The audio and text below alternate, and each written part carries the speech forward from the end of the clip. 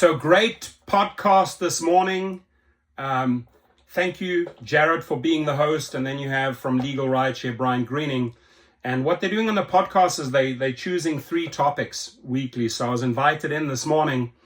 And the first topic, and I'll put the link right in the description, that is really the one that I want you to listen to carefully, because it's about the IRS and what they are doing to gig workers in 2025 and 2026. Now, in the past, right, we'll jump right in a few seconds. There's a few topics. We talk about AVs and Waymo.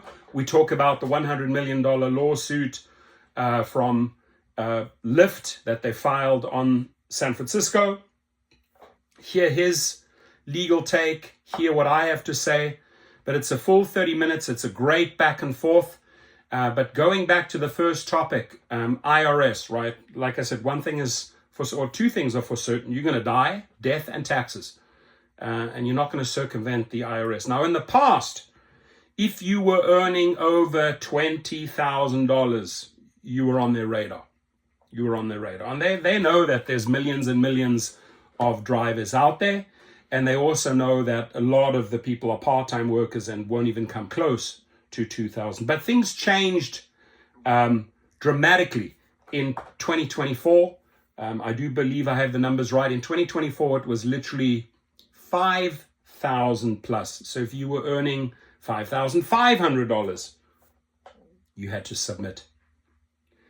If you are earning more than $2,500 in 2025, they're coming after you. And you're going to listen to what he says here, get his input. And then in 2026, what happens in 2026? What you're earning over $600 has to be declared. Now, many drivers don't take this topic serious, not even filing at all. It doesn't matter whether you're on 1099 or W-2s, or if you are driving on Uber and Lyft and you're doing private trips. Let's say you're doing your private trips on an LLC. All of that income flows into your taxes. So you might have multiple sources of revenue. So pay attention to this one. And then again, I will put the link below so you can watch the entire back and forth. With the first story here, the IRS is making it clear that it is cracking down on gig work. So this is from Gizmodo, and they reported, quote, "In a sign that the IRS could be cracking down on gig workers, the agency has received authorization from a federal court to gather information from Just Answer LLC about any U.S. taxpayers who receive compensation through the platform. In November, the IRS issued new guidance to gig work platforms, instructing them to report information to the agency about taxpayers who earned more than $5,000 in 2024, more than $2,500 in 2025, and more than $600 in 2026 and beyond. Previously, gig platforms only had to report information to the IRS for workers who earned more than $20,000 and completed at least about 200 transactions. The new thresholds are designed to make it harder for gig workers to avoid paying taxes on their income." So, Brian, I'm going to toss this to you first. I know there's a lot of jargon here, but can you kind of wrap up what is happening and why IRS is kind of ramping up these requirements? Yeah, sure. So in the past, gig work has been very unregulated in a lot of ways. It's been easier for gig companies and gig workers to evade paying taxes for a variety of reasons. Part of that is because of the system that's in place that's new. So listen to the entire 28 minutes. There's really, really valuable information from experts that you can listen to, that you can use.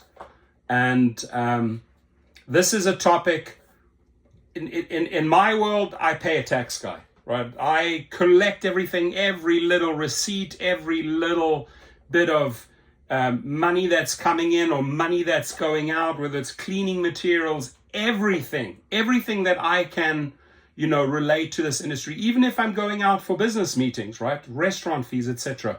And because I have multiple levels of or multiple streams of income, I then hand I package it up in different files and then hand it over to the tax guy. Pay him. They're not that expensive, not too cheap either. Some people will do it through TurboTax or some software, but this is a video that you want to watch and learn from. And again, the link is below, and a shout out to legalrideshare.com. If you're ever in an accident, injury to you, injury to your riders, this is the man to call. I had Billy from Houston, Texas reach out to him today, so he's in good hands.